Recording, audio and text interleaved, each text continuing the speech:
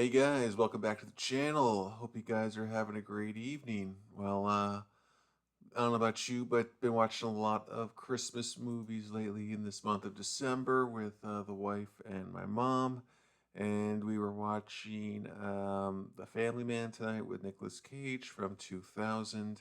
And it was funny, just he plays a Wall Street guy, so of course in the back of my head I'm thinking about all the the debt talk and finance and everything. He plays a guy on Wall Street, so kind of got me thinking, hey, maybe I should do a video about what's good debt, what's bad debt, how to differentiate. So in this video, that's what we're gonna do. So first, I want to talk about what good debt is, and good debt is kind of defined as anything that helps you build wealth or anything that helps you build long-term value, right?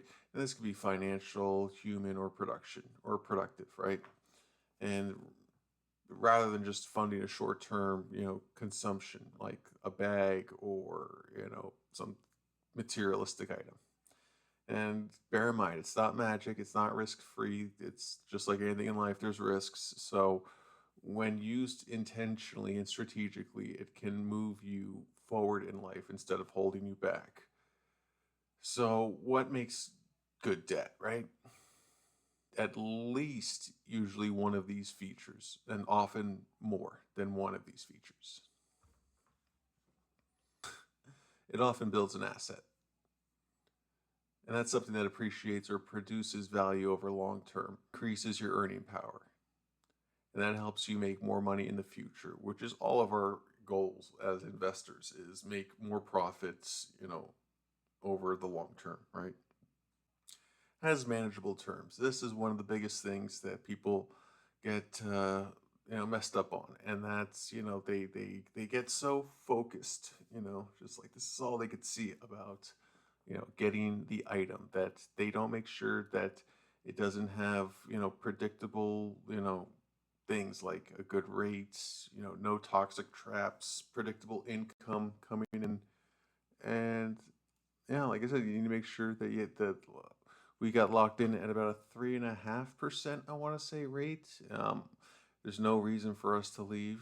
I mean, the new places they're building down the street, they were $1 million, and now they've reduced them to $960,000. Wow, what a reduction, right? Still, no one can afford them.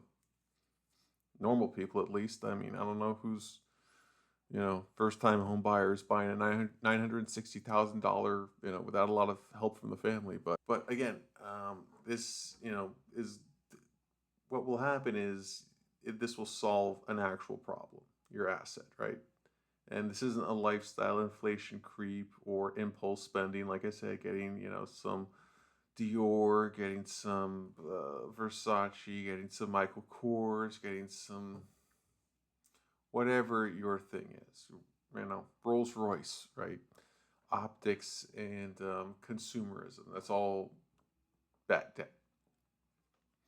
So here's some common examples of some good debt to break down. Now, the number one that I love is mortgage. Now, keep in mind, within reason, because some people will go into it and the rates are out of whack, which makes their purchasing power very, unrealistic to what their needs are. And then because what they can afford isn't up to par with what they expect, they'll go into even a worse situation just to satisfy, their ego as to what is good enough for them and their family. When it's the idea is you need to live within your means, under your means, preferably. And I get it. It's getting harder and harder to do that, but you're buying a shelter and an asset for a long-term play. That's the idea. So don't think of this as something that's going to be, done in 5 years or something. Because historically, homes tend to appreciate a lot more over time. Just in the last 5 years, my home has appreciated over $200,000. So, yeah, I mean, I think it's around $732,000 right now. I don't know who could pay for that. I mean, obviously BlackRock could pay for that. I'd rather not sell to BlackRock, but in the future, who knows? When the time does come. So, but the idea is you're building equity for yourself, for the future. Whereas in rent, it just simply disappears every month. You build nothing, and every year the rent typically increases by who knows how much, right? But with a mortgage, with your assets, the equity stays with you. And that also makes it a forced, retirement savings account, which everyone, you talk to anyone, everyone's behind, and they're just going to make it up in the next few years. So um, this becomes bad when it's way beyond your means, right? Or it locks you into stress. So this becomes bad if it's way beyond your means or it locks you into stress.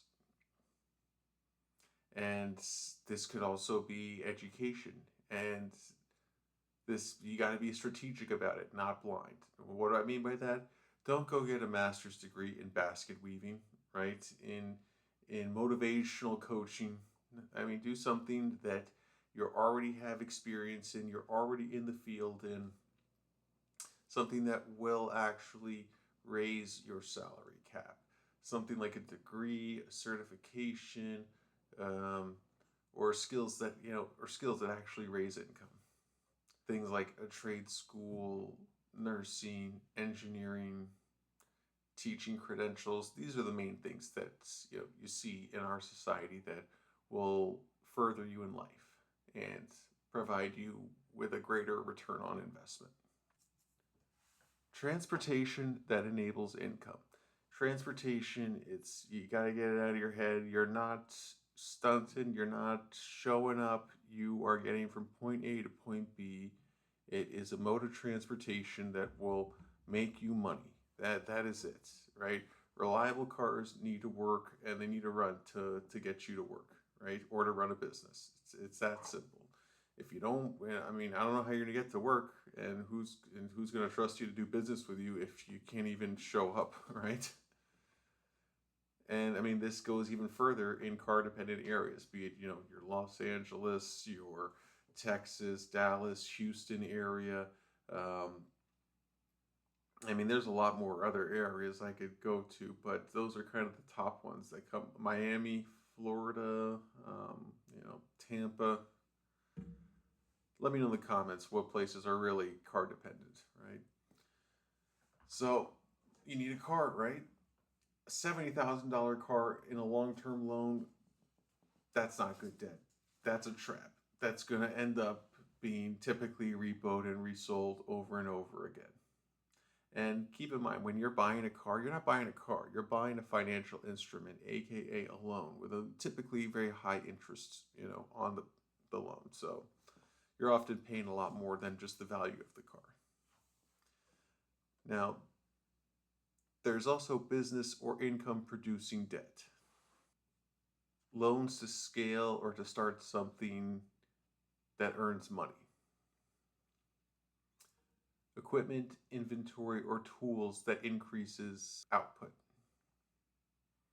Now, keep in mind, this requires planning strategically. Just like anything in life, there's a risk. Nothing's risk free, right? Just uh, nothing guaranteed in life, right? Just as long as we all realize that, and we keep our wits about us, I think we can all do well.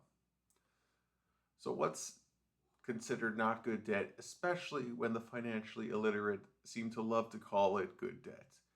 Well, that typically is credit card debt for everyday spending. That's your typical, and the typical logic is, well, I don't have money right now, so I'll just put it on the credit card, worry about it later, or I'll pay it at the end of the month, not knowing that, or not realizing that your bills are automatically going to, devour any real income that comes in, and you're automatically already going to be behind the eight ball with these other payments. So just don't do it. Just always stay below your means, and this way you'll always have money to draw from. That's um, another great thing someone told me about how to keep your car always running. If you have a used car, basically put the money that you would put for a car payment, 250, 300, 400, whatever the case is, put it in a high yield savings account. Keep putting that money in there so when the car does break down, you have that money plus the interest that you've accrued on it and then that can be used to typically cover the entire repair. And I've even heard some people say, the repair wasn't even that much. So then I started investing some of that money, and then I started making even more return on the that money that was simply just 250, 300, 400, whatever it was to start with. So keep that in mind. Buy now, pay later lifestyle creeps. Well, my friends were all going to that show. They were all going on that vacation, so I couldn't be left out. I had to show up. It was my friend's wedding. If if it was my friend's wedding and I was financially not able to make it, I would let them know. I'm not gonna ruin, my future so I can make someone feel good. I mean, I'm sorry, it's we got to put on our oxygen mask first, right? As the saying goes. High interest loans for personal wants. Luxury items that depreciate fast.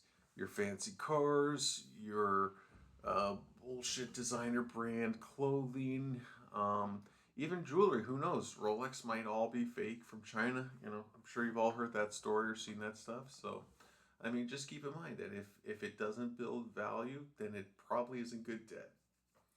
So here's the real truth about good debt, and some people may not like it. All right, good debt necessarily isn't safe, okay? Because anything could happen. Our house could burn down, we could lose our job, and not be able to make our mortgage payments.